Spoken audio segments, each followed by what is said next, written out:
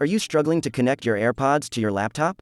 Follow these simple steps to get connected and enjoy your music on the go. First, open the Action Center on your laptop. You can do this by clicking on the Action Center button in your taskbar, which looks like a chat bubble icon. Alternatively, you can press the Win plus a key on your keyboard to open it directly.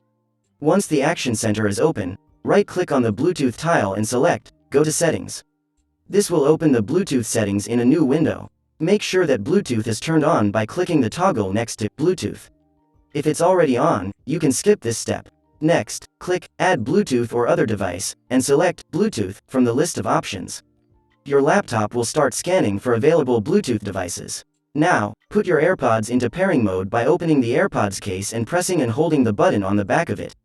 Once your AirPods appear on the list of available devices, click to select them. Finally, click Done to complete the pairing process. You should now be able to use your AirPods to listen to music or make calls on your laptop. And that's it. Connecting your AirPods to your laptop is quick and easy. If you found this guide helpful, please don't forget to like and share. Thanks for watching.